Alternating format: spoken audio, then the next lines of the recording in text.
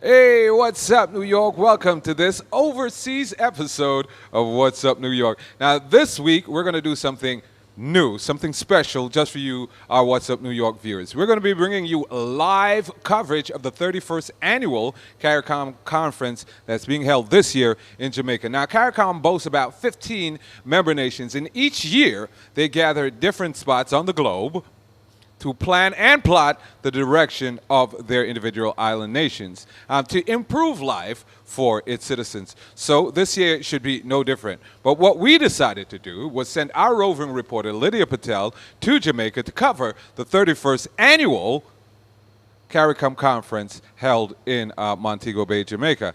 So without further ado, we're going to take you to Lydia Patel at the beautiful Rose Hall in Montego Bay, Jamaica. Now, Lydia, how things going where you're at? Hey, what's up, H. Diggy? Yes, we are live on location. We're actually here for the 31st annual Caricom Heads of State. And as you can see, it's currently going on inside. We're going to have all the participants giving us the exclusive interviews and the footage in just a few. This year on the agenda is the restructuring of Haiti, climate change, as well as crime and violence across the region, and how we could eradicate these problems. Some of the prime ministers that are being focused on in particular are, of course, the newly elected Prime Minister of Trinidad and Tobago, Ms. Kamala Prasad Bissessar, Prime Minister Bruce Golding of Jamaica, President of Guyana, Brat Jagdeo, and, of course, Haiti's Prime Minister, René Préval. Hey, Lydia, I see some action going on in the background. Can you let me and our viewers know what's going on?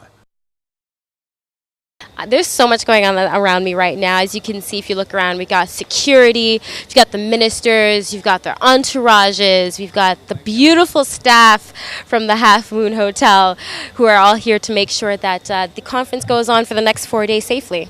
Now, Lydia, this is something that you and I discussed on the phone. Now, people say that these conferences are full of talk and absolutely no action. Now, do you think this year's conference will be any different?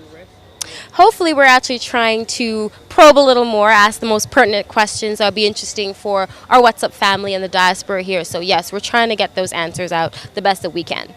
All right, thanks a lot, Lyd. Folks, that's Lydia Patel coming to us live from the 31st annual meeting of Caricom Nations in Montego Bay, Jamaica. Well, we got a lot more big interviews coming up, so stay focused, man. Whatever you got to do, make sure you do it right where you're at right now. But in the meantime, we got our weekly news, our entertainment news, and our community calendar right after these brief words from our commercial sponsors. Stay where you are. Don't move.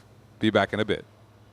Are you thinking of selling or buying a home? Find out what your house is worth today. Get a free comparable evaluation. We sell houses, co-ops, condos, mixed-use and commercial buildings. We also do commercial and apartment rentals. Houses are bought in any condition, any location. We have homes available in Brooklyn, Queens, Long Island, Manhattan, and the Bronx. Call Century 21 Achievers Realty at 718-758-0600 for all your real estate business.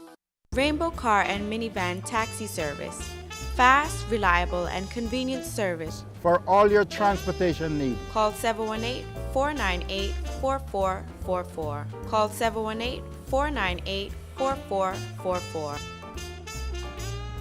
It's moving day, people, and I am so excited. Can't wait to move into my brand new FHA-approved personalized living space here at Pacific Street Loft. This building features private elevators, gym, laundry room, and is close to the AC 2, 3, 4, and 5 trains and the LIRR, placing you just minutes away from the city. All this starting at $295,000 and for as little as $10,000 down for FHA-approved loans. For more information, call 718-233-3365. That's 718-233-3365. Or see us at PacificStreetLofts.com. You too can live here at Pacific Street Lofts for probably less than what you're currently paying for rent.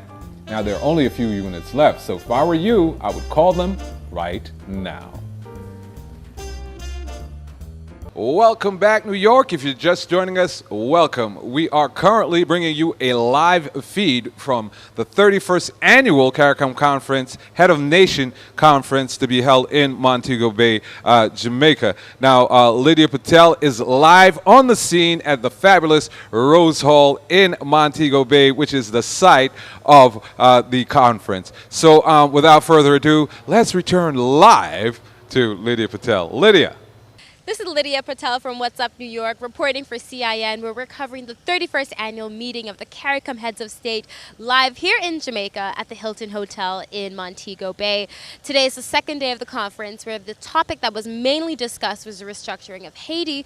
We also did some exclusive interviews with the various heads of government. Let's have a look. What can you tell the people living abroad about what's going on here? No, we had disturbances towards the end of May.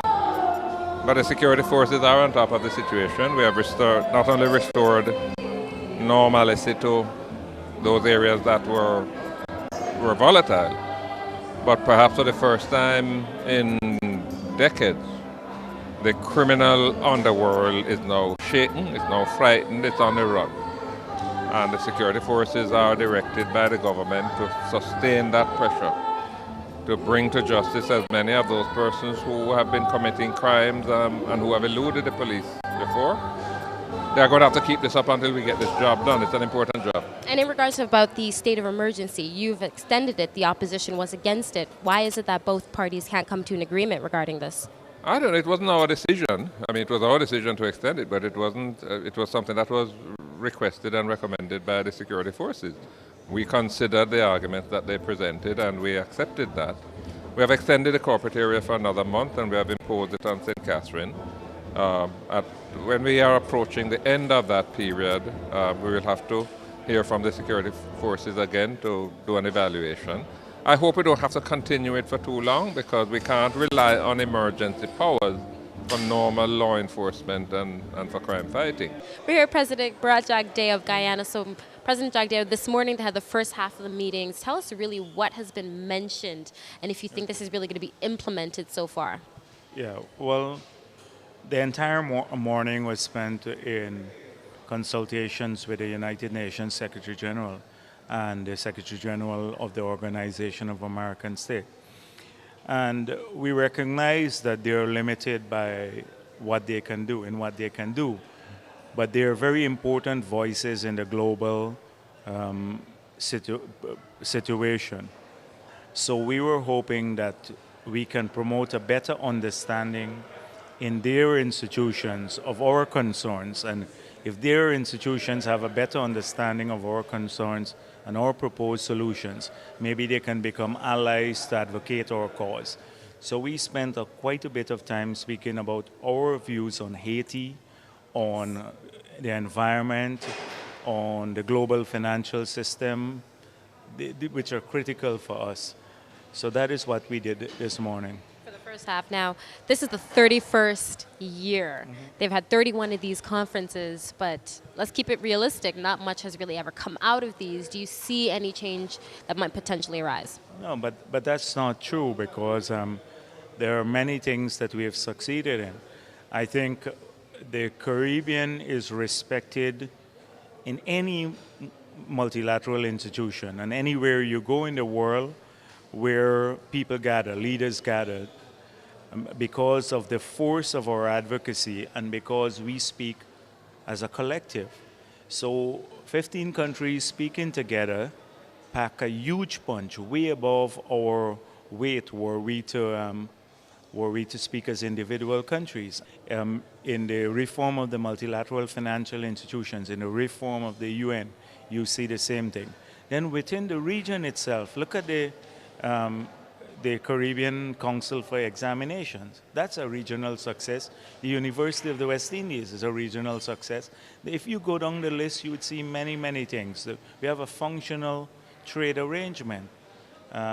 So there are quite a few things that we have succeeded in, but we have to constantly reassess whether we are rising to the challenge of the present day.